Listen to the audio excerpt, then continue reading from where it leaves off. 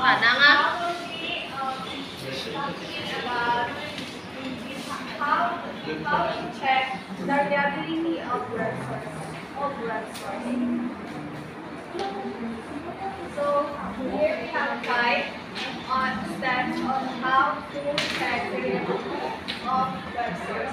First is who is the author of the article or the site. So here we need to look for the identification, check credentials, and verify the expertise. So ensuring knowing the author's background, be able to establish the author's authority on the subject. Next is who published the site. So here naman, ginagawa na direct identity or to identify the organization, assess the reputation of the organization, then lastly, check for quality control of the organization. Knowing the publisher is important for establishing credibility. Then there is what is the main purpose of the site, why did the author write it, and why did the publisher post it. So understanding the site's motivation helps us to uncover potential bias and determine if the information is objective. So here you need to know the author's intent, why did he or she write it, then the publisher's intent, why did she or he post it. So number 4 is who is the intended audience. So there sa number 4, dapat alamin kung para kanino ba ang information based ang information abi bawal sa bata or para lang sa madam. For example, kanang sa TV talaga, di ba may before may palabas, di ba may tinahambal na rated SPJ or strictong patnubay at gamay panghulang dahil bawal sa mga bata. Ano siya ang number 4. Next is number 5, what is the quality information provided on the website. Dili naman sa number 5, dili makalaan kung namin ba ang information, kalinatan niya kay dili abing mapabilong kung fake news or tamang bang information, hindi kalabanan namin subong sa mga website, di ba? O subong na ang mga scam or mga fake news. So, dili sa number 5, dapat alamin din kung tama ba ang ang information na ito.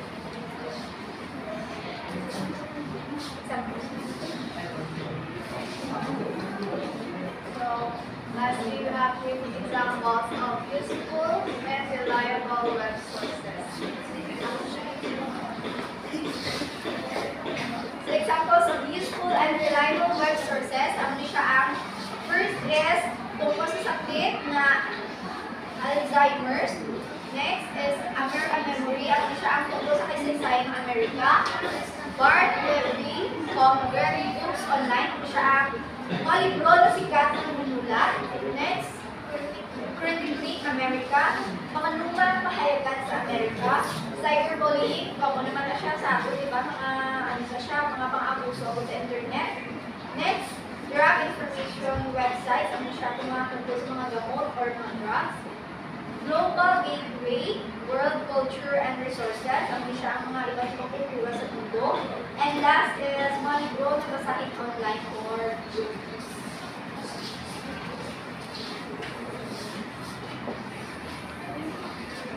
And next example is suicide and rare documents, English digital archives, returning archives, returning archive for the follow the target process, returning public libraries, iControl, Brian's Internet Index, and Meaning of America.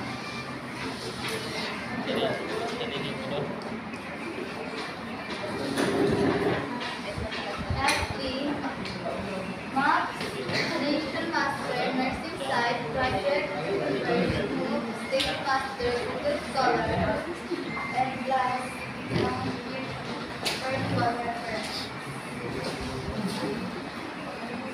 So in summary, the rapid upgrade of information possesses both positive and impact, both positive and negative impact in various aspects of our society, such as communication, economics, industry, health, and environment.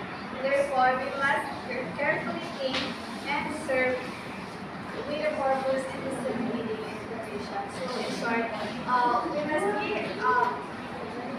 have that we can as netizens using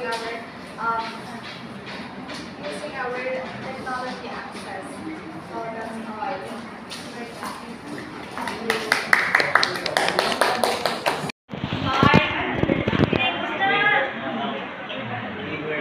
Number one, who is the father of information theory? There's no answer. Who is the father of information theory? Okay, now. Second, when did James R. Messenger propose the theory of the information age?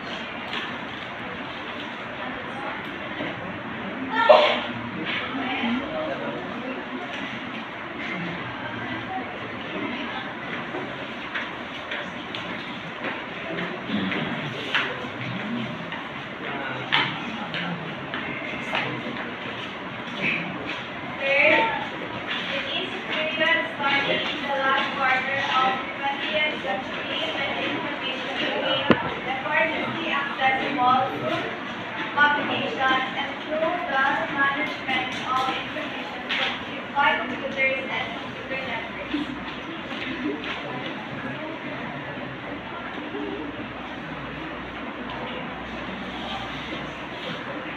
Okay na?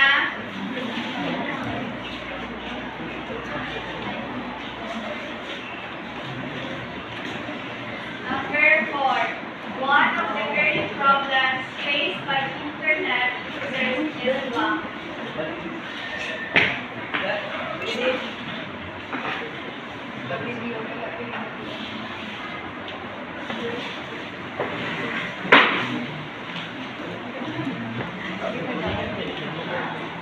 Number 5.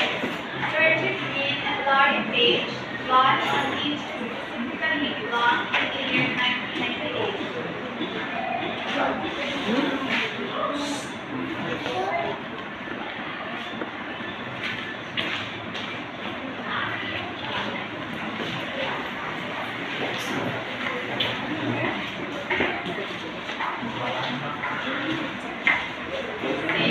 It is a worldwide system of interconnected networks that facilitates data transmission among wearable computers.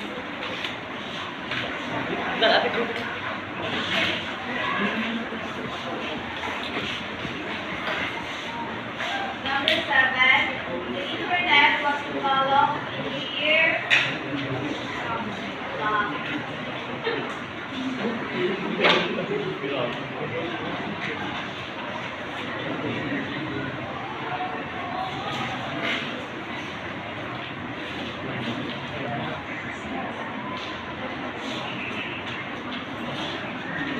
Number 8, it has the most important contribution of advances in the information age to society.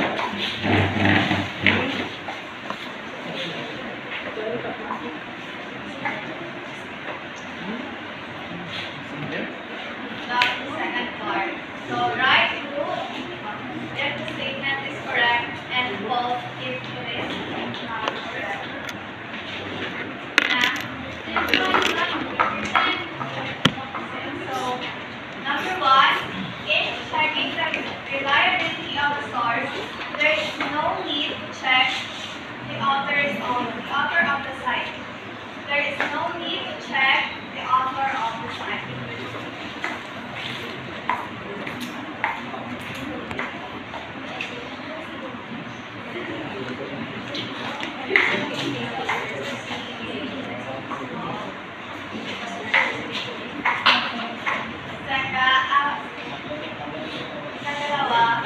It is important to know the main purpose of the site, why the author wrote and published it. It is important to know the main purpose of the site and why the author wrote and published it.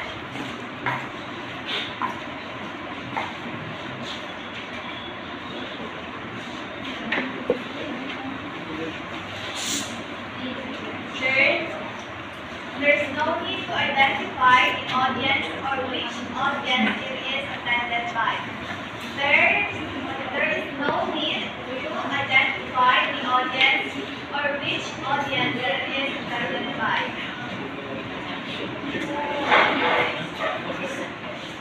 Ang babae, babae dito sa likod.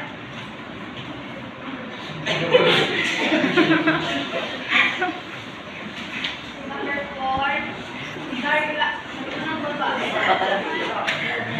Number 4, the reliability of the source must have timelines, the use of citation, the credibility of the sources used, and the reliability of the link attached. The reliability of the source must have timelines, the use of citation, the credibility of the sources used, and the reliability of the link attached. And number 5, that it's not important to know who publishes the site. That it's not important to know who publishes the site.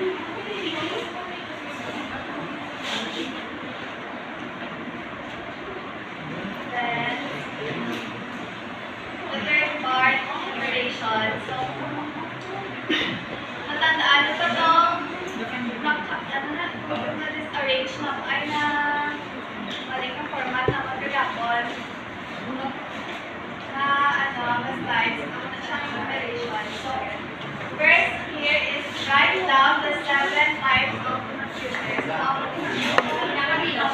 Seven. Types of computers. Then, after that is write the 3 computational tools used to solve various informatic things. Kasi po yan, kapag na siya malita. Ano daw? Mag-send siya ko ay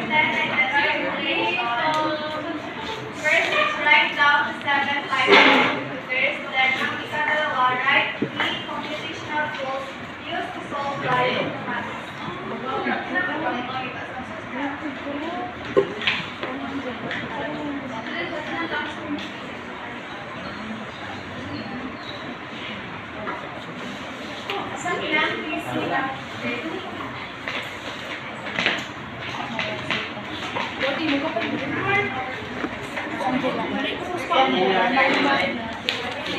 Sabi-sabi, Miss Angela, ano mo?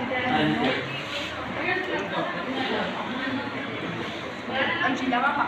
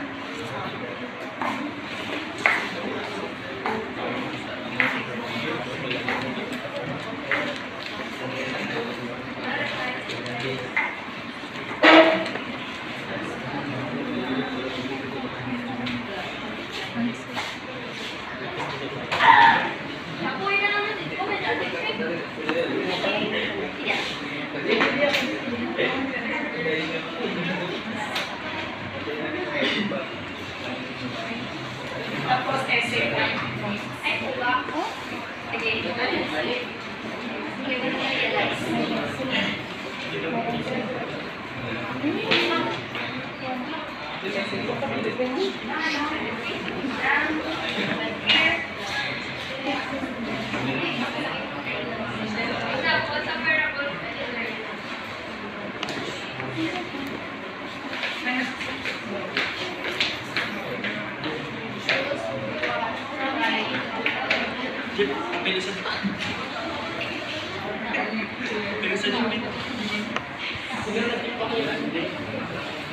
How has Mark done his essay? Choose ka mo diri sa isa ka guide, then write an explanation or write an essay on how important it is to know about that kind of pagpili ka mo diri sa isa, tapos i-explain lang iyang importance.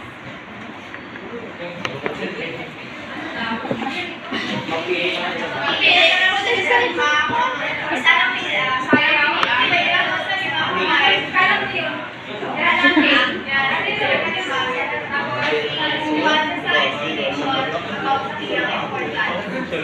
Okay, din ang kailangan nila. Salamat! Salamat!